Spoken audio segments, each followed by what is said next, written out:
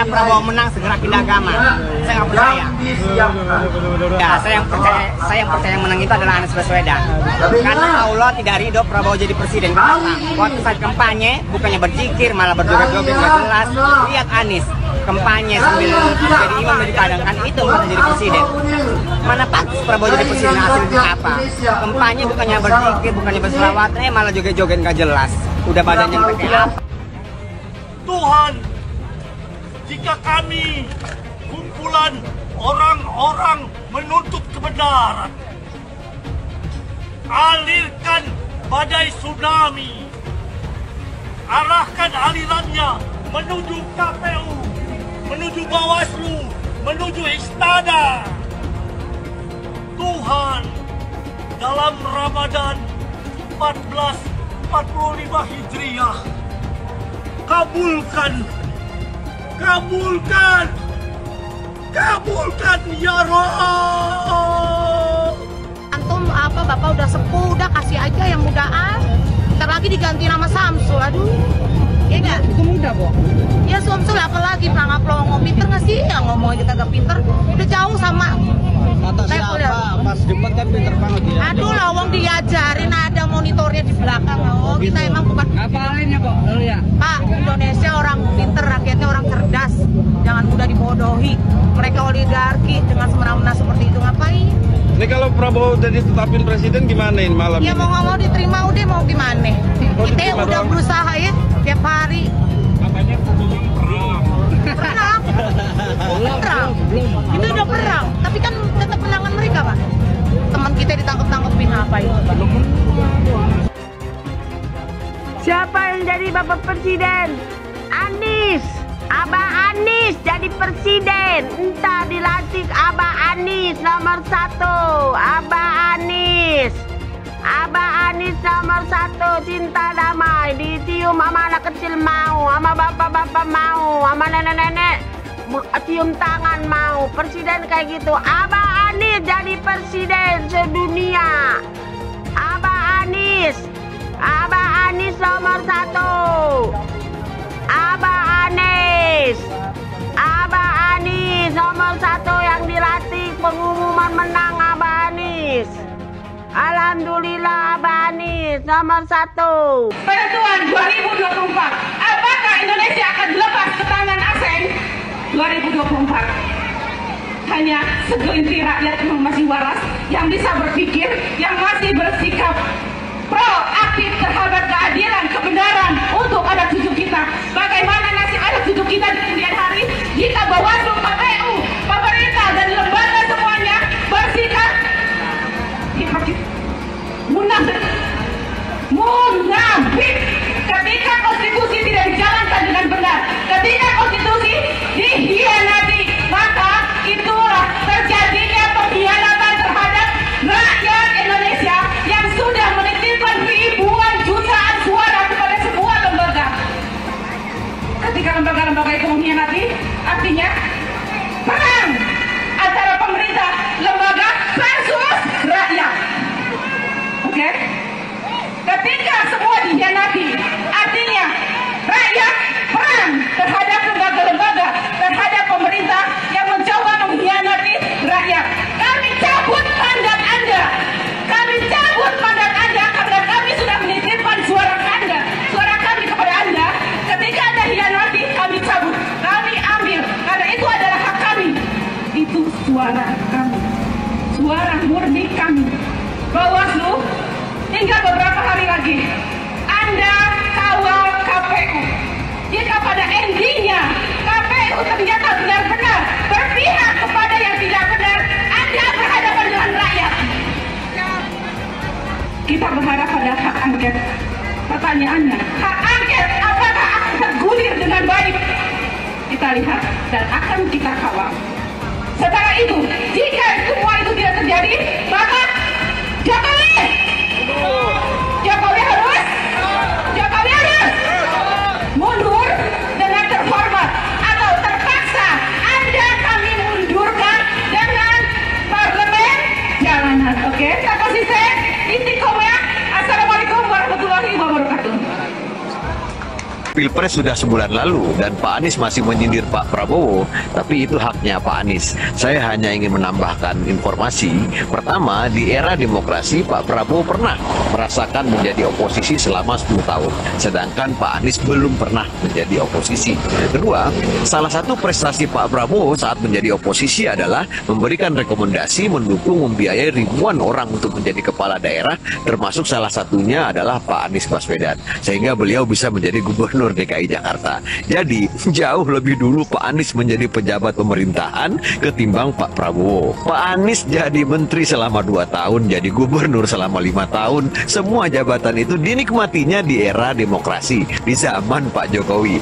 Bahkan saat Pak Anies sudah jadi menteri, jadi gubernur, Pak Prabowo masih menjadi oposisi. Makanya aneh, orang yang lebih banyak menikmati kerja-kerja kader partai belum pernah menjadi oposisi, tetapi menilai kinerja orang lain soal oposisi. Pak Prabowo bukan tidak tahan jadi oposisi, tetapi Pak Prabowo dan Pak Jokowi ingin menjaga keutuhan NKRI. Saya heran juga mengapa Pak Anies tidak suka dengan rekonsiliasi atau kembalinya hubungan baik antara Pak Jokowi dan Pak Prabowo. Terima kasih.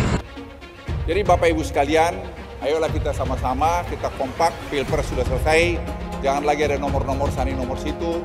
Itu kan presiden ya sudah terpilih presiden sekarang, ya kita bantu presiden terpilih untuk kita maju ke depan. Melindungi ini, jangan nanti pemerintahan yang akan datang, ada oknum-oknum di sana lagi pengen tidak terjadi. Karena orang suka kekacauan itu di mana dia bisa hidup di sana. Kita jangan, kita harus bikin negeri kita yang tertib. Merasa aneh kalau misalnya ada calon yang kebetulan tahu bagaimana mekanisme quick count itu dilakukan. Mas Anies Baswedan itu mantan bos saya di lembaga survei. Jadi dia tahu betul bagaimana quick count itu dilakukan, bagaimana survei itu dilakukan. Dia itu dulu direktur riset lembaga survei Indonesia. So he was my boss. Dan dia tahu betul bagaimana mekanisme quick count itu secara saintifik dijalankan. Jadi sebenarnya saya yakin beliau sadar dan memahami bahwa memang the game is over. Tapi mungkin karena beliau pengen menyantuni ya, perasaan dari para pendukungnya di depan publik, dia belum mengatakan kalah. Kalau kalian salah, harus berani bertanggung jawab. Jangan seperti amoeba. Iya, amoeba itu kan suka membelah diri. Oh iya, ya itulah maksudnya membela diri.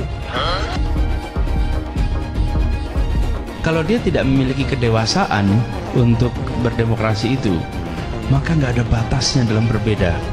Coba pertandingan sepak bola, maka 90 menit selesai minta diperpanjang terus. Tambah 45 menit, tambah 40 menit, tambah 40 menit. Kenapa? Yang penting saya menang gitu. Kita juga tidak boleh mengasumsikan semuanya sempurna. Kita harus akui.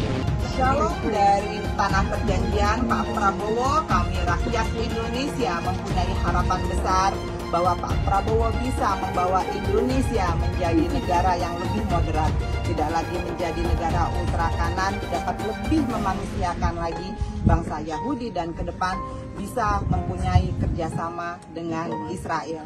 Perempuan-perempuan Sobat Anies mengharapkan agar terjadi pemilu dengan jujur, adil, langsung, umum, bebas, dan rahasia, dan mengharapkan segenap aparat untuk mengkondisikan pemilu 2024 dengan baik. Jangan pernah memicu kemarahan rakyat. Jangan salahkan rakyat. Curang, bang! Curang, bang! Curang, bang! Takbir! Allahu Akbar! Kita tetap berjuang. Kita tetap berjuang sampai titik darah penghabisan. Jangan kira kalau ini adalah kemenangan dan kemenangan. Enggak, kita nggak akan terima. Rezimnya biadab, rezimnya nggak cinta rakyat, rezimnya jahat, pengkhianat rakyat. Demi Allah, demi Rasulullah, aku nggak ridho. Ya Allah, tunjukkan kebesaran-Mu, ya Allah, supaya aku Anda berjuang dari 2014. Tunjukkan kebesaran-Mu, ya Allah. Kalau emang dia punya kuasa, pasti menang. Pasti menang, supaya aku. Pelaku kejahatan HAM diberikan gelar oleh Presiden terhormat kita Bapak Joko Widodo dengan gelar Jenderal Bintang 4 Maka hari ini saya Nurdiana akan juga memberikan gelar kehormatan kepada seorang Joko Widodo, yaitu gelarnya sebagai Bapak Pengkhianat Bangsa dan Bapak Perusak Reformasi. Luar biasa dan luar biadabnya Jokowi. Seekor anjing pun, ya, dia akan sadar, dia tahu yang namanya balas budi. Saya akan siap melawan rezim Jokowi dan bangkitnya Orde Baru di negeri ini. Lalu, teman-teman di sini apakah hanya diam dan diam melihat ketidakadilan yang ada di negeri kita? Kita adalah orang-orang yang dulunya mendukung Jokowi. Jadi kita jugalah yang harus bertanggung jawab untuk melawan rezim Jokowi. Selama ini kita pikir seorang Jokowi itu orang yang baik. Ternyata dia adalah iblis berkedok manusia. Ya, Jokowi adalah iblis berkedok manusia. Pak Jokowi, Bapak itu presiden siapa sih? Kok Bapak nggak sayang sama rakyatnya? Beras naik, segala naik, pajak naik. Bapak tuh kalau berhutang itu kira-kira mikirin dong. Kita rakyat generasi akan datang, Pak, anak cucu saya. Jokowi mundur! Yang akan membayar hutang-hutang Bapak. Kalau bansos atas nama Bapak, pakai gambar Bapak. Tapi saatnya hutang ke negara, atas negara, atas rakyat. Gimana ya, Den? Turun, Bapak harus punya rasa malu dong. Ya Allah, iya, nggak punya rasa malu, tidak punya rasa bersalah. Bapak tuh pura-pura nggak ngerti, itu pura-pura on, itu pura-pura wong deso. Bapak itu pura-pura pelangak-pelongok, padahal Bapak itu mematikan rakyatnya, Pak. Kasihan rakyat ini, jangan pura-pura pelangak-pelongok. Aku nggak tahu, kalau ditanya aku nggak tahu. Masa seorang presiden nggak tahu segala sesuatu permasalahan yang ada di negeri ini? Rakyat, Pak, turun aja Bapak. Nggak punya malu, Bapak ini. Kasihan Pak pada pejuang 45 yang sudah memerdekakan negeri ini. Menangis itu para arwah-arwahnya. Masih Bapak, seluruh rakyat Indonesia dari Sabang sampai Merauke, Pak. Semua itu rakyat. Aku pilih 02, tapi ada yang bilang pendukung 02 itu bukan orang cerdas. Tapi nggak apa-apa, memang aku bukan orang yang cerdas. Betul. Tapi setidaknya aku bukan orang jahat dan yang paling penting hati ini masuk Setuju, waras. Bang. Setuju, Bang. Karena percuma juga cerdas, tapi Betul. kelakuan seperti orang yang tidak Setuju, Bang. waras. Setuju. Dan yang jelas, mau pilih calon presiden mana saja itu bebas. Setuju. Karena berbeda pilihan itu boleh, tidak dilarang dan tetap sah. Jadi tak perlu lagi merendahkan, menghina kalau pendukung paslon lain itu semuanya goblok dan pendidikannya rendah. Ingat, dengan cara kau merendahkan orang lain tidak membuat dirimu terlihat cerdas dan gagah, tapi akan terlihat jauh lebih rendah daripada sampah. Orang-orang yang kalah itu harusnya sudah kasih pidato pengakuan. Kasih pidato pengakuan kekalahan, bukan malah mencoba untuk membuat hiruk pikuk, ya, apalagi kemudian mencari jalan lain di luar prosedur yang diberikan. Kalau sengketa hasil pemilu kan dan pelanggaran-pelanggaran itu prosedurnya sudah diberikan. Ya, pelanggaran lewat Bawaslu. Ya, kalau ada persengketaan hasil lewat Mahkamah Konstitusi. Tapi tampaknya dua pihak yang kalah tidak mau untuk menjalani prosedur itu. Mereka malah ingin mengalihkan prosedurnya ke proses politik. Kalau ke proses politik itu sebenarnya bukan pemilunya yang memenangkan Prabowo Gibran yang akan mereka utak-utik. Ya, yang akan mereka utak-utik adalah pemerintahannya Pak Jokowi. Jadi kalau bisa Pak Jokowi tetap berusaha untuk dimakzulkan, berusaha untuk diturunkan, ya, karena ada hak angket yang ingin mereka coba. Walaupun menurut saya hari ini itu sama sekali tidak mendapatkan dukungan dari masyarakat. Karena masyarakat akan mengait-ngaitkannya dengan kekalahan pemilu. Ini karena kalah pemilu aja bikin angket nih. Coba menang pemilu, tentu mereka nggak akan bikin angket. Kami sudah muak dengan pemilu curang. Kami datang ke sini sebagai rakyat sipil bergerak. Kami cinta yang namanya keadilan. Kami cinta namanya perubahan. Kami muak dibohongi, dicurangi. Dengan siapa? Tanyakan sendiri dengan hati kalian.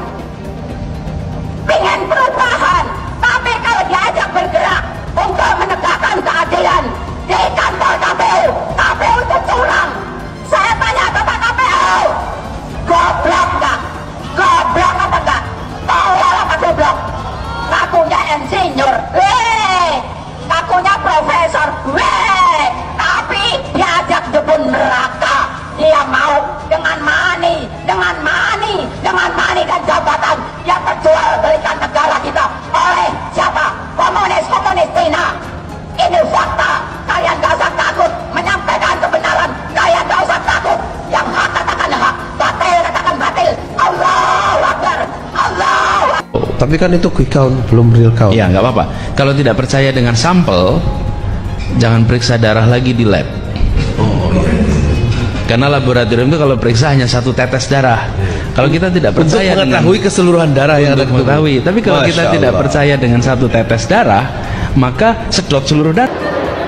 Iya, yang pertama saya ingin menyampaikan terima kasih kepada partai pengusung, pendukung, seluruh masyarakat dan relawan ya atas hasil quick count-nya. Tapi biasanya kalau quick count yang seperti ini kan ada yang nanti tidak setuju kan. Oh, jangan diklaim dulu lah. Kalau menang, tunggu real count. Maka saya ingin menyampaikan terima kasih juga terhadap seluruh aparat yang sudah menjaga dan yang ada di sini sangat baik sekali begitu sehingga Jawa Tengah aman ya. Tahap pertama adalah tahap di mana 1 kemenangan berdasarkan quick count. Yang kedua adalah apa yang ada di real count nanti. Maka apapun namanya deklarasinya ada deklarasi quick count dan deklarasi real count.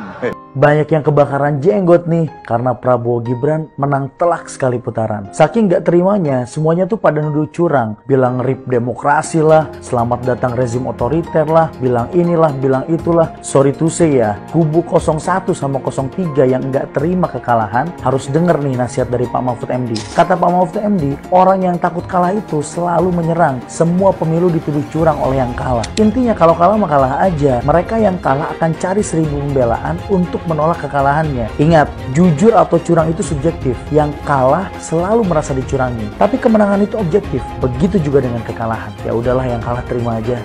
Dan semua yang pelaku curang wajib didiskualifikasi. Audit KPU, audit ketua KPU, audit anggota KPU, audit sistem KPU. Temukan siapa pelaku pidana, tangkap dan hukum. Baru kita pikirkan pemilu ulang. Kalau tidak ada audit KPU, tidak ada audit ketua KPU, maka kita wajib menolak apapun hasil dari yang diputuskan oleh KPU. Siap lawan, siap lawan, siap lawan, Allahu Akbar. Menyikapi perhitungan suara pemilu, kami sampaikan hal-hal sebagai berikut. Memprotes keras deklarasi pemenangan 02. Kedua, mendesak kepada yang berwenang untuk mendiskualifikasi Prabowo Gibran sebagai paslon 02 pada Pilpres 2024. Pemunculan nama Gibran Rakabuming Raka sebagai calon wakil presiden 02 yang dilakukan melalui rekayasa hukum yang sangat memalukan dan langsung disambut oleh KPU tanpa lebih dahulu menunggu revisi peraturan KPU telah nyata-nyata telah mengkhianati konstitusi. Presiden yang nyata-nyata bersikap cawe-cawe terhadap pelanggaran pemilu 2024 dengan mengerahkan aparat pemerintah mendukung pemenangan paslon 02 sangat menodai demokrasi di Indonesia. Kami mendesak Presiden Joko Widodo dan semua penjabat yang telah merusak demokrasi dan hukum Indonesia secepatnya mundur atau dimakzulkan. Seharusnya pemilu diulang sampai Anies menang. Catat ya, tahun 2024 pasti ada yang menuding KPU itu curang. Pilpres, apakah curang? Pilpres juga ada curang, tapi itu di bawah, bukan kontestan, bukan pemerintah. Di bawah, dan sama-sama curang. Oleh sebab itu di Pilpres itu, kalau kecurangannya tidak signifikan, curang 10.000 suara. Terbukti, yang satunya curang juga 5.000 suara. Apakah pemilu batal? Nggak bisa, kalau nunggu pemilu bersih, pemilu nggak akan selesai. Oleh sebab itu yang curang-curang itu diselesaikan melalui hukum pidana. Curang, bawa ke pengadilan, terbukti 500.000 dia curang, tetap menang dia. Karena 500.000 ini kalau diberikan ke saya, tetap kalah 4 juta. Tapi apakah yang curang 500.000 itu dibiarkan? Tidak. Itu ke pengadilan pidana. Teman-teman, saya harus bilang bahwa orang-orang yang semakin panik dengan tingginya approval rate atau tingkat kepuasan publik terhadap Pak Jokowi, semakin hari semakin biadab. Di jagat dunia maya, ramai mereka sebut Pak Jokowi sebagai pengkhianat, pembohong, dan lain-lain. Ramainya upaya pembusukan kepada Pak Jokowi yang saya duga adalah sebagai upaya elektoral untuk menghentikan fenomena tingginya approval rate Pak Jokowi. Dinyinyirin seolah Pak Jokowi membagikan bansos untuk meningkatkan tingkat kepuasan masyarakat. Padahal saat menyusun program bansos, setidaknya 8 kementerian itu dilibatkan. Bahkan kebutuhan akan bansos ini dikaji secara teknokratik oleh Bappenas, dianalisis perspektif keuangannya oleh Kementerian Keuangan, lalu disetujui oleh DPR RI yang lintas fraksi. Saat itu nggak diributin, bahkan disetujuin. Lalu kenapa sekarang diributin? Ya program bansosnya diributin, ya Pak Jokowi yang bagiin langsung bansosnya juga diributin. Ya karena yang ributin ini dulu belum merasakan dampak elektoral dari pecah kongsi dengan Presiden Jokowi. Ketika dampak tersebut udah dirasain, mereka sibuk menyerang Pak Jokowi dengan membabi buta. Jangan hanya karena adanya korelasi negatif antara kepuasan rakyat terhadap kinerja Pak Jokowi dan elektabilitas si Copras-Capres, maka terkesan takut kalau Pak Jokowi dicintai rakyat. Bahkan mereka nggak ada yang bisa buktiin semua tuduhan yang mereka tembakin ke Pak Jokowi. Justru dari kubu mereka lah yang pernah terbukti melakukan kecurangan. Saya mensyukuri kenapa kalah, kenapa ditahan. Saya bersyukur atas itu semua.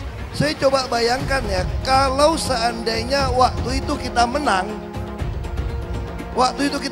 gitu ya, hari ini belum tentu kita bisa nikmati seperti ini. Kita bersyukur 5 tahun Tuhan izinkan kasih ke orang yang pintar ngomong untuk kerja.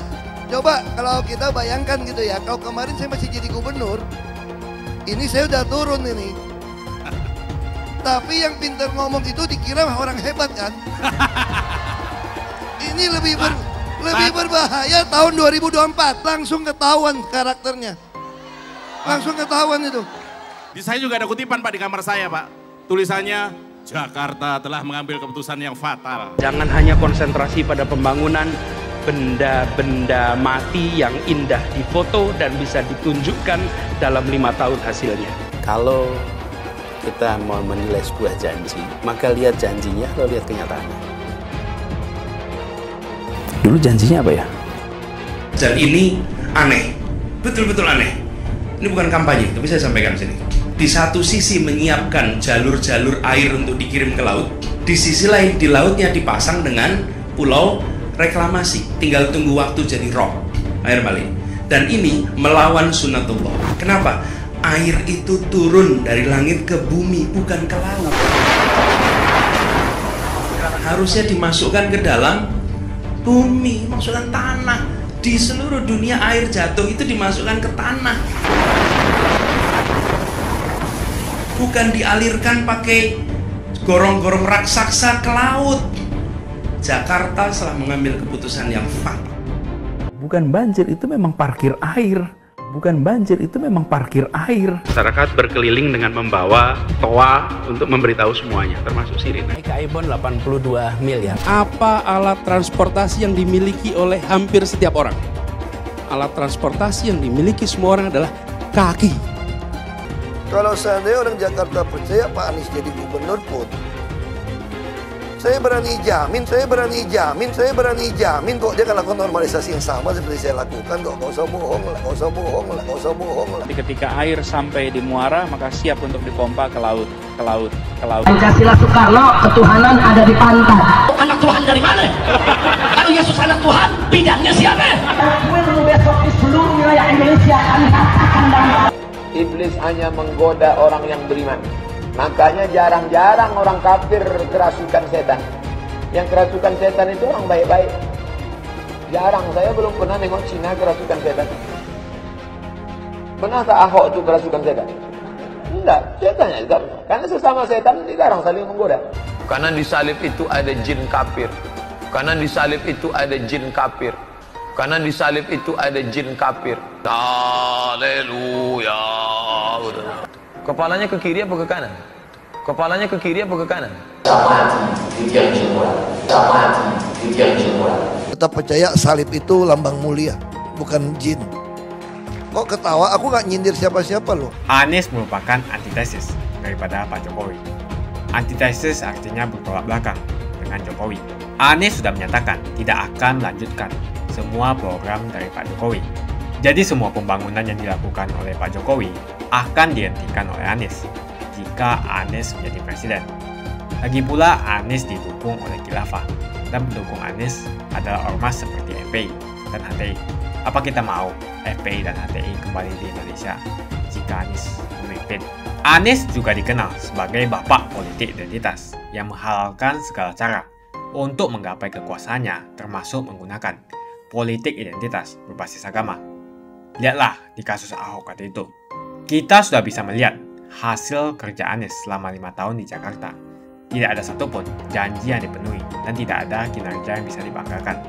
Dari DP 0%, OKOC, kelebihan bayar, Formula E, banjir, sumber resapan, jalan rusak, dan gonta-ganti nama jalan. Lihatlah rekam jejak Anies selama 5 tahun. Bayangkan Indonesia ke depan jika dipimpin oleh Anies. Dan bayangkan jika Anies menang. HTI dan FPI, ormas khilafah yang dibubarkan itu akan dikembalikan oleh Anies. Apakah kita mau Pancasila diganti jadi khilafah? Perkataan Ahok sudah terbukti dan Jakarta sudah menjadi korban.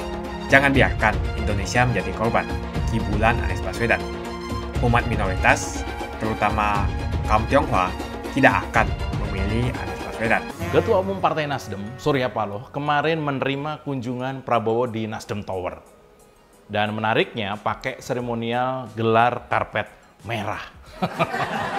Waduh, apa nggak kesel tuh militannya Anies Muhaimin ya?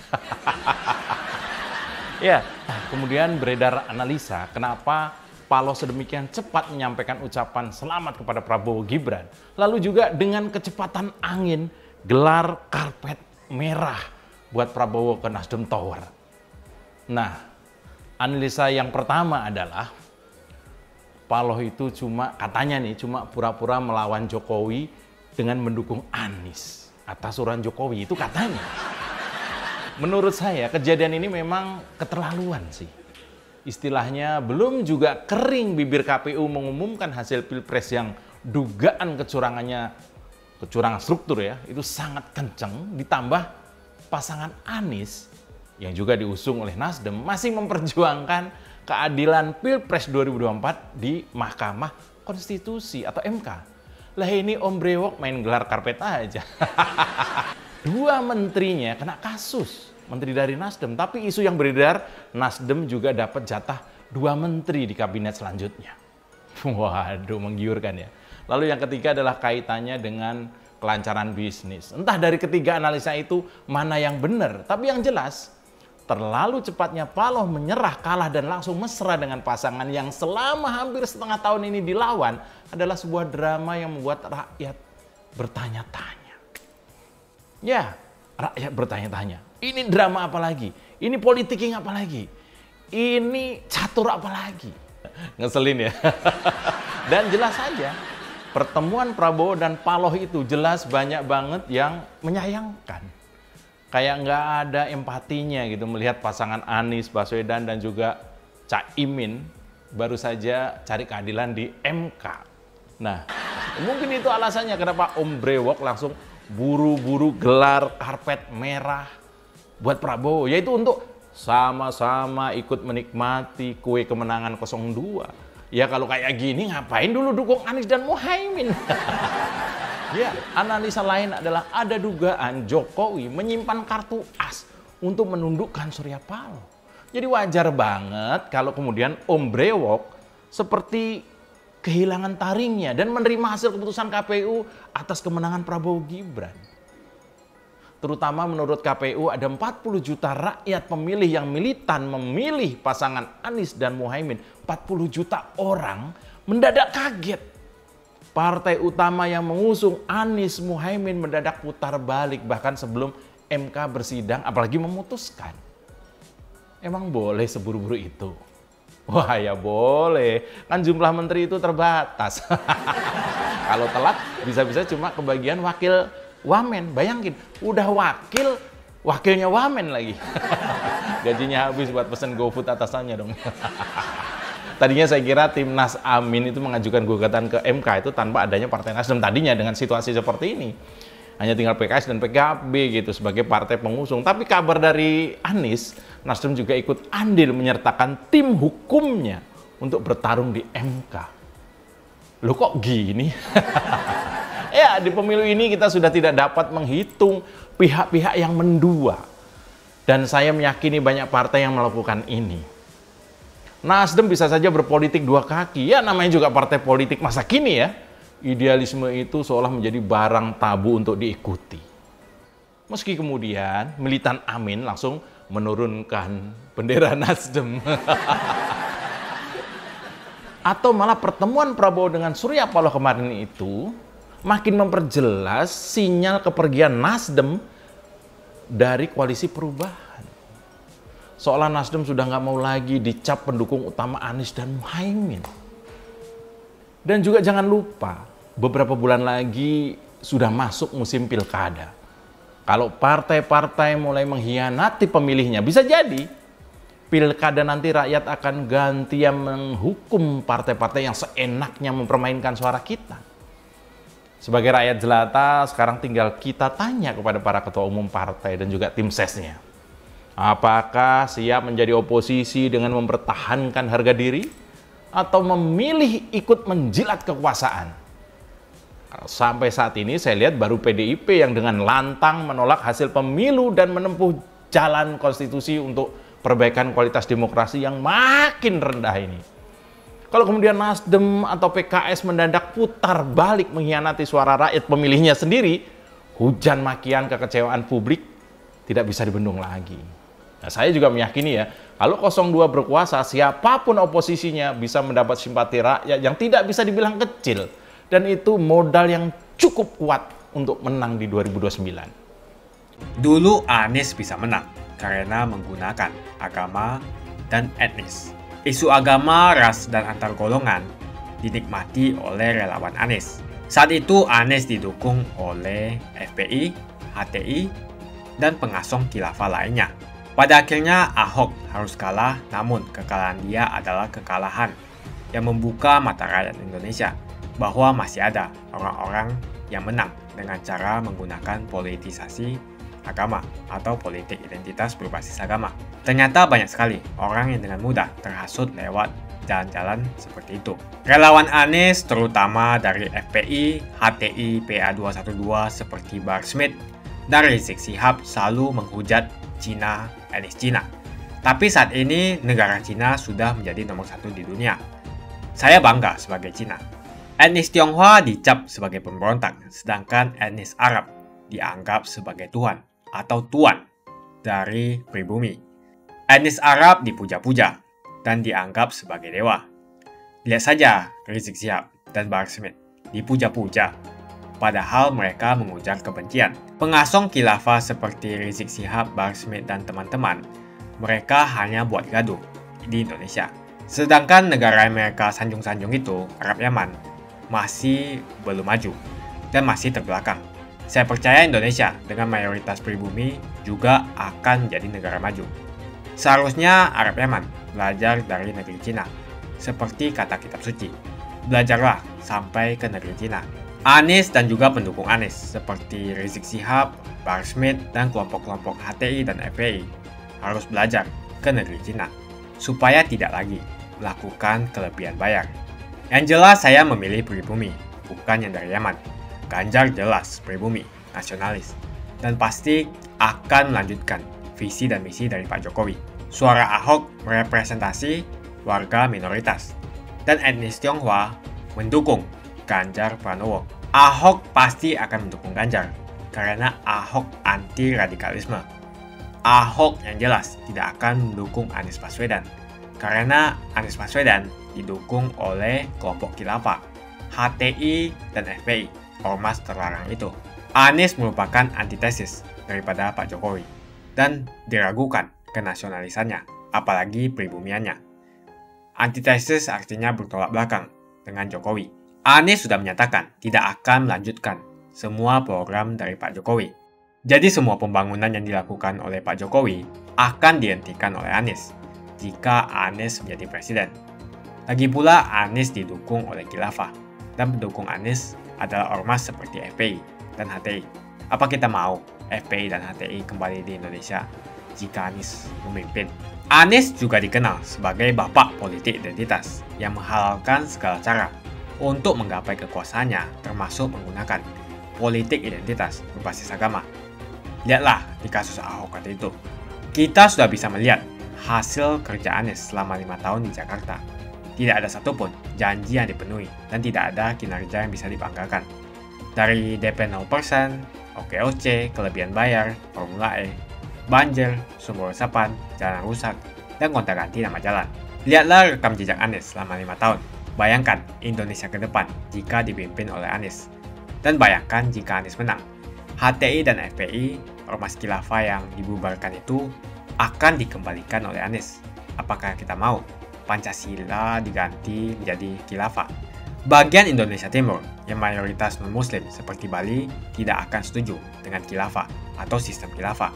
Mungkin Indonesia akan bubar jika Anies menjadi presiden. Perkataan Ahok sudah terbukti dan Jakarta sudah menjadi korban. Jangan biarkan Indonesia menjadi korban kibulan Anies Baswedan. Umat minoritas, terutama kaum Tionghoa, tidak akan memilih Anies Baswedan. Saya yakin karma Ahok mengejar Anies Baswedan. Dulu Anies memainkan politik identitas kepada Ahok. Sekarang Anies dipertanyakan kepribumiannya karena dia teriaman. Itu saja opini saya hari ini. Tuliskan opini kalian tentang Anies Baswedan. Jika kalian setuju dengan pendapat saya di video ini, pastikan kalian menekan like di video ini dan bagikan video ini ke teman dan family Anda supaya mereka semua mengetahui tentang informasi ini.